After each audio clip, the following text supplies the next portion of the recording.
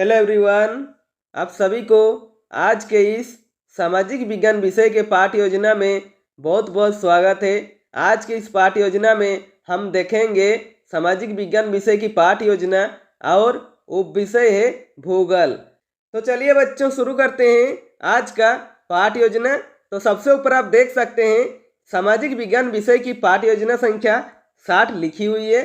यहाँ पर आपको पाठ योजना संख्या लिखनी होती है, जितनी भी संख्या आपके पाठ योजना की होगी उसके बाद विद्यालय का नाम लिखेंगे। आप जिस भी विद्यालय में पढ़ाने के लिए जाएंगे उस विद्यालय का नाम यहाँ पर मेंशन करेंगे। उसके बाद छात्राध्यापक अथवा छात्राध्यापिका का नाम लिखेंगे। यदि आप पुरुष हैं तो छात्राध्यापक का नाम लिखेंगे और यदि आप महिला हैं तो छात्राध्यापिका का नाम लिखेंगे। ठीक है, उसके बाद कक्षा लिखेंगे। कक्षा है 6।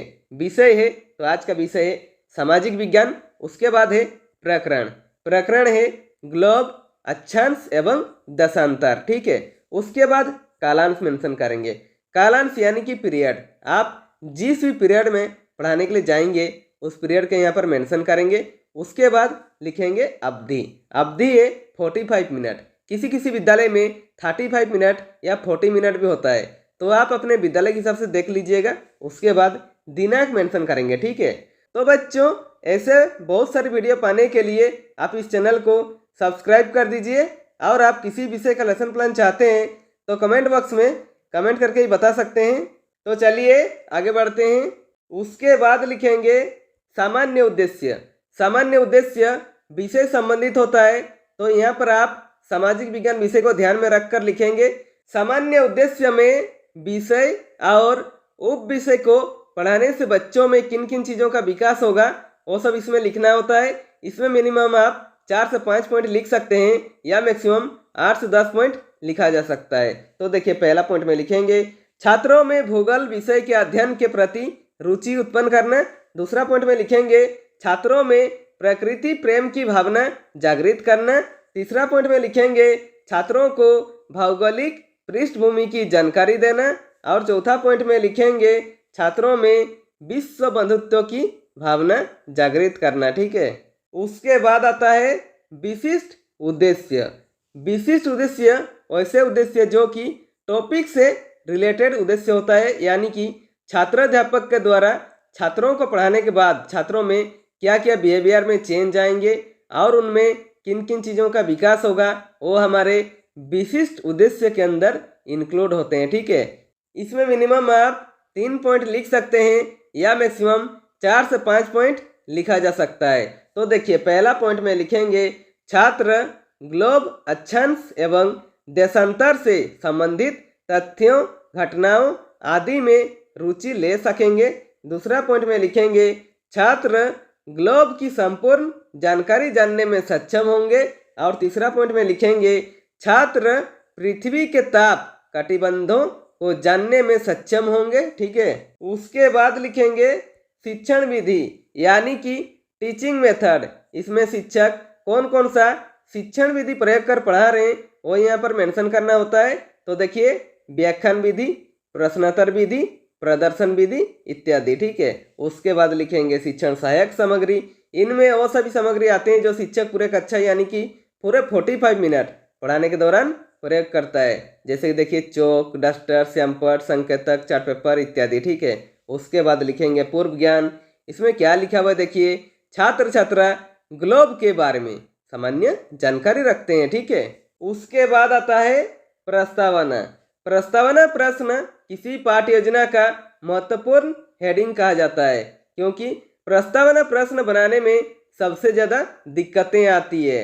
तो देखिए, प्रस्तावना प्रश्न का फॉर्मेट कैसे होता है देखते हैं।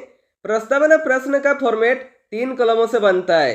पहला कॉलम में लिखेंगे क्रम संख्या, दूसरा कॉलम में लिखेंगे छात्र अध्यापक क्रियाकलाप अथवा छात्र अध्यापिका क्रियाकलाप, और तीसरा कॉलम में लिखेंगे छात्र छात्रा क्रियाकलाप। ठीक है, इसमें मिनिमम आप 3 प्रश्न पूछकर प्रकरण निकाल सकते हैं या मैक्सिमम 5 से 6 प्रश्न पूछकर प्रकरण निकाल सकते हैं। ठीक है, इसमें सभी प्रश्नों के क्रम में क्रमबद्धता होनी चाहिए और पूर्व ज्ञान के आधारित होनी चाहिए। ठीक है, इसमें छात्र अध्यापक के प्रश्न करने पर जो छात्र छात्रा उत्तर देंगे उसी उत्तर से छात्र अध्यापक पुनः एक प्रश्न करेंगे। ठीक है, तो देखिए यहाँ पर आपको और अच्छे से समझ में आएगा। क्रम संख्या में 1 लिखेंगे। छात्र अध्यापक पहला प्रश्न करते हैं, हमारे सौर मंडल में कितने ग्रह हैं? तो छात्र छात्रा क्या उत्तर देते हैं? उत्तर देते हैं 8 ग्रह हैं। ठीक है, यहाँ पर देखिए छात्र छात्रा क्या उत्तर दिए? 8 ग्रह। अब इस 8 ग्रह शब्द से लेकर छात्र अध्यापक पुनः एक प्रश्न करेंगे। ठीक है, तो देखिए छात्र अध्यापक दूसरा प्रश्न करते हैं, उन 8 ग्रहों के नाम बताइए। तो छात्र छात्रा क्या उत्तर देते हैं? उत्तर देते हैं बुध, शुक्र, पृथ्वी, मंगल, बृहस्पति, शनि, यूरेनस, नेपच्यून। ठीक है, उसके बाद छात्र अध्यापक तीसरा प्रश्न करते हैं, पृथ्वी की भौगोलिक आकार को हम कैसे देख सकते हैं? तो छात्र छात्रा क्या उत्तर देते हैं? उत्तर देते हैं ग्लोब के द्वारा। ठीक है, उसके बाद छात्र अध्यापक चौथा प्रश्न करते हैं, ग्लोब पर खींची रेखाओं को आप किस नाम से जानते हैं? तो छात्र छात्रा क्या उत्तर देते हैं? उत्तर देते हैं अक्षांश एवं देशांतर रेखाएं। ठीक है, उसके बाद छात्र अध्यापक पांचवा प्रश्न करते हैं, इन रेखाओं में कौन सी अक्षांश एवं कौन सी देशांतर रेखाएं होती है? तो छात्र छात्रा क्या उत्तर देते हैं? छात्र छात्रा कोई उत्तर दे नहीं पाते हैं और मौन रहते हैं, या फिर जो भी उत्तर देते हैं वो अस्पष्ट उत्तर होती है, यानी कि ये क्या हो जाएगा? समस्यात्मक प्रश्न हो जाएगा। ठीक है, इसका उत्तर छात्र छात्रा नहीं दे पाएंगे तो कक्षा शिक्षक यानी आपका कर्तव्य है कि आप उस चीज को अच्छे समझाएं बच्चों को। उसके बाद उद्देश्य कथन में लिखेंगे, बच्चों आज हम लोग भूगोल विषय के अंतर्गत ग्लोब, अक्षांश एवं देशांतर पाठ का अध्ययन करेंगे। ठीक है, उसके बाद आता है प्रस्तुतिकरण। प्रस्तुतिकरण पाठ को हमें सबसे अच्छा बनाना होता है कि जितना भी कंटेंट होता है टॉपिक का वो सब प्रस्तुतिकरण पाठ में रखते हैं। ठीक है, तो देखिए प्रस्तुतिकरण का फॉर्मेट कैसे होता है देखते हैं। प्रस्तुतिकरण का फॉर्मेट 4 कॉलमों से बनता है। पहला कॉलम में लिखेंगे शिक्षण बिंदु यानी कि टीचिंग पॉइंट, इसमें हम कौन कौन से पॉइंट कवर करेंगे वो सब लिखेंगे। दूसरा कॉलम में लिखेंगे छात्र अध्यापक क्रियाकलाप अथवा छात्र अध्यापिका क्रियाकलाप यानी कि पुपिल टीचर एक्टिविटी, इसमें क्लासरूम में टीचर क्या क्या एक्टिविटी करेंगे वो सब लिखेंगे। ठीक है, और तीसरा कॉलम में लिखेंगे छात्र छात्रा क्रियाकलाप और चौथा कॉलम में लिखेंगे श्यामपट कार्य। ठीक है, तो देखिए सबसे पहले शिक्षण बिंदु में लिखेंगे ग्लोब और इसके बारे में छात्र अध्यापक जो बताएंगे वो छात्र अध्यापक क्रियाकलाप पर लिखेंगे। ठीक है, तो देखिए क्या बताते हैं, ग्लोब विभिन्न आकार एवं प्रकार के हो सकते हैं। बड़े ग्लोब जो आसानी से एक स्थान से दूसरे स्थान नहीं ले जाए जा सकते। पॉकेट में रखने योग्य छोटे ग्लोब तथा गुब्बारे जैसे ग्लोब जिसमें हवा भरी जा सकती है एवं आसानी से एक स्थान से दूसरे स्थान ले जाए जा सकता है, जैसे कुम्हार का पहिया या लट्टू घूमता है। ग्लोब पर देशों, महाद्वीपों तथा महासागरों को उनके सही आकार में दिखाया जाता है। ठीक है, ग्लोब देखने के लिए कुछ पॉइंट की आवश्यकता होती है। देखिए कुछ पॉइंट हैं। पहला है अक्ष। अक्ष किसे कहते हैं? देखिए एक सुई ग्लोब में झुकी हुई अवस्था में स्थित होती है जिसे अक्ष कहा जाता है। ग्लोब पर वे 2 बिंदु जिनसे होकर सुई गुजरती है उत्तर तथा दक्षिण ध्रुव है। ग्लोब को इस सुई के चारों ओर पृथ्वी की भांति पश्चिम से पूर्व की ओर घुमाया जा सकता है। ठीक है, उसके बाद देखिए विषुवत वृत्त। विषुवत वृत्त किसे कहते हैं? देखिए एक काल्पनिक रेखा जो ग्लोब को 2 बराबर भागों में बांटती है, इसे विषुवत वृत्त कहा जाता है। पृथ्वी के उत्तर में स्थित आधे भाग को उत्तरी गोलार्ध तथा दक्षिण वाले आधे भाग को दक्षिणी गोलार्ध कहा जाता है। ये दोनों बराबर के आधे भाग होते हैं। ठीक है, उसके बाद देखिए अक्षांश रेखाएं। अक्षांश रेखाएं किसे कहते हैं? देखिए विषुवत वृत्त से ध्रुवों तक स्थित सभी समानांतर वृत्तों को अक्षांश समानांतर रेखाएं कहा जाता है। अक्षांशों को अंश में मापा जाता है। विषुवत वृत्त से दोनों तरफ ध्रुवों के बीच की दूरी पृथ्वी के चारों ओर के वृत्त का 1/4 है, अतः इसका माप 360 अंश का 1/4 यानी 90 अंश दक्षिणी अक्षांश दक्षिण ध्रुव को। इस प्रकार विषुवत वृत्त के उत्तर की सभी समानांतर रेखाओं को उत्तरी अक्षांश कहा जाता है तथा विषुवत वृत्त के दक्षिण स्थित सभी समानांतर रेखाओं को दक्षिणी अक्षांश कहा जाता है। ठीक है। और छात्र छात्रा क्रियाकलाप पर लिखेंगे। छात्र छात्रा ध्यानपूर्वक सुनेंगे तथा समझेंगे और श्यामपट्ट कार्य पर छात्र अध्यापक जो पढ़ा रहे हैं उसे शॉर्ट में लिख दीजिएगा ताकि जो बच्चे ध्यान से सुनने रहे उन्हें भी अच्छे समझ में आ जाए। तो सबसे पहले देखिए श्यामपट्ट कार्य पर या चार्ट पेपर के माध्यम से इस तरह ग्लोब बनाकर बच्चों को दिखाएंगे और समझाएंगे। ठीक है। बच्चों को समझाते हुए श्यामपट्ट कार्य भी करते रहेंगे। ठीक है। तो पहला पॉइंट में लिखेंगे ग्लोब विभिन्न प्रकार के होते हैं, बड़े ग्लोब छोटे ग्लोब। ठीक है। उसका देखिए अक्ष लिखेंगे। अक्ष किसे कहते हैं? एक सुई ग्लोब में झुकी हुई अवस्था में स्थित होती है जिसे अक्ष कहा जाता है। ठीक है। उसके बाद लिखेंगे विषुवत वृत्त। विषुवत वृत्त किसे कहते हैं? देखिए एक काल्पनिक रेखा जो ग्लोब को 2 बराबर भागों में बांटती है। ठीक है। उसके बाद लिखेंगे अक्षांश रेखाएं। अक्षांश रेखाएं किसे कहते हैं? देखिए विषुवत वृत्त से ध्रुवों तक स्थित सभी समानांतर वृत्तों को अक्षांश रेखाएं कहा जाता है। ठीक है। उसके बाद छात्र अध्यापक बोधात्मक प्रश्न पूछेंगे। ठीक है।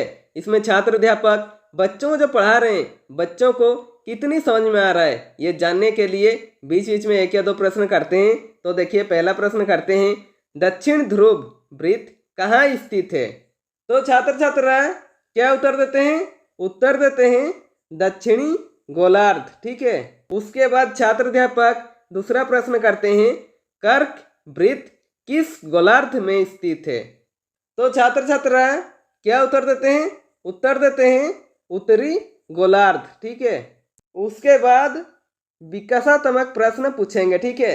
इसमें छात्र अध्यापक बच्चों को इसके आगे जो पढ़ाएंगे बच्चों को इसके बारे में जानकारी है या नहीं है ये जानने के लिए 1 या 2 प्रश्न करते हैं। तो देखिए प्रश्न करते हैं पृथ्वी के कितने ताप कटिबंध हैं? तो छात्र छात्रा क्या उत्तर देते हैं? छात्र छात्रा कोई उत्तर दे नहीं पाते हैं और मौन रहते हैं। ठीक है। इसका उत्तर छात्र नहीं दे पाएंगे तो कक्षा शिक्षक यानी आपका कर्तव्य है कि आप उस चीज़ को अच्छे समझाएं बच्चों को। उसके बाद शिक्षण बिंदु में लिखेंगे पृथ्वी के ताप कटिबंध और इसके बारे में छात्र अध्यापक जो बताएंगे वो छात्र अध्यापक क्रियाकलाप पर लिखेंगे। तो देखिए क्या बताते हैं पृथ्वी के 3 ताप कटिबंध हैं। पहला देखिए उष्ण कटिबंध।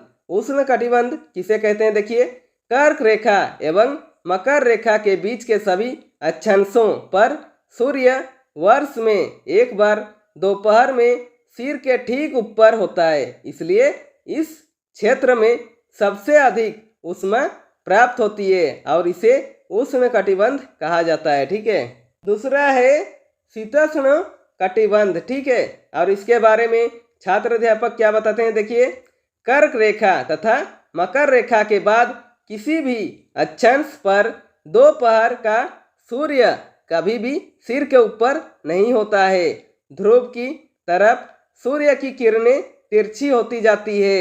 इस प्रकार उत्तरी गोलार्ध में कर्क रेखा एवं उत्तर ध्रुव वृत्त तथा दक्षिणी गोलार्ध में मकर रेखा एवं दक्षिण ध्रुव वृत्त के बीच वाले क्षेत्र का तापमान मध्यम रहता है, इसलिए इन्हें शीतोष्ण कटिबंध कहा जाता है। ठीक है। और तीसरा है शीत कटिबंध। ठीक है। शीत कटिबंध किसे कहते हैं? देखिए उत्तरी गोलार्ध में उत्तरी ध्रुव तथा दक्षिणी गोलार्ध में दक्षिण ध्रुव वृत्त एवं दक्षिणी ध्रुव के बीच के क्षेत्र में ठंड बहुत होती है क्योंकि यहाँ सूर्य क्षितिज से ज्यादा ऊपर नहीं आ पाता है, इसलिए ये शीत कटिबंध कहलाते हैं। ठीक है। और छात्र छात्रा क्रियाकलाप पर लिखेंगे। छात्र छात्रा ध्यानपूर्वक सुनेंगे तथा समझेंगे और श्यामपट्ट कार्य पर छात्र अध्यापक जो पढ़ा रहे हैं उसे शॉर्ट में लिख दीजिएगा ताकि बच्चों को भी अच्छे समझ में आ जाए।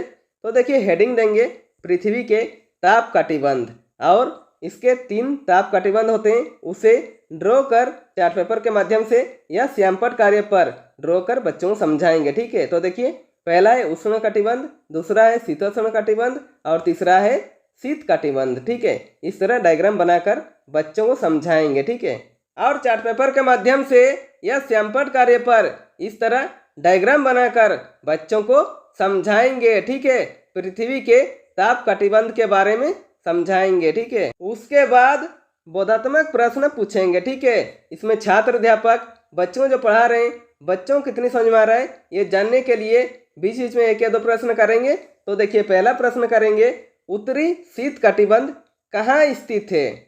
तो छात्र छात्रा क्या उत्तर देते हैं? उत्तर देते हैं उत्तरी गोलार्ध। ठीक है, उसके बाद छात्र अध्यापक दूसरा प्रश्न करते हैं, शीत कटिबंध किसके निकट देखा जाता है? तो छात्र छात्रा क्या उत्तर देते हैं? उत्तर देते हैं ध्रुवों के। ठीक है, यहाँ पर हमारा प्रस्तुतिकरण समाप्त होता है। इसके आगे यदि आप बढ़ाना चाहते हैं तो बढ़ा सकते हैं, उसके बाद प्रस्तुतिकरण को समाप्त करेंगे। ठीक है, उसके बाद आता है पुनरावृत्ति। पुनरावृत्ति छात्र केंद्रित होता है, इसमें बच्चों के लिए प्रश्न पूछा जाता है ताकि बच्चों का ध्यान ना भटके। इसमें मिनिमम आप 1 या 2 प्रश्न करेंगे या मैक्सिमम 3 से 4 प्रश्न कर सकते हैं। ठीक है, तो देखिए पहला प्रश्न करेंगे, ग्लोब क्या है? दूसरा प्रश्न करेंगे, पृथ्वी के 3 ताप कटिबंध कौन से हैं? उसके बाद आता है मूल्यांकन।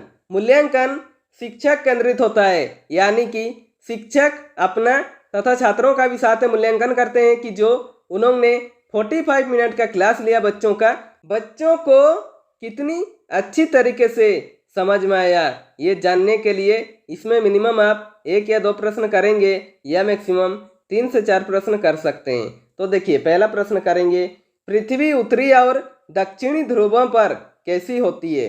दूसरा प्रश्न करेंगे, कर्क वृत्त किस गोलार्ध में स्थित है?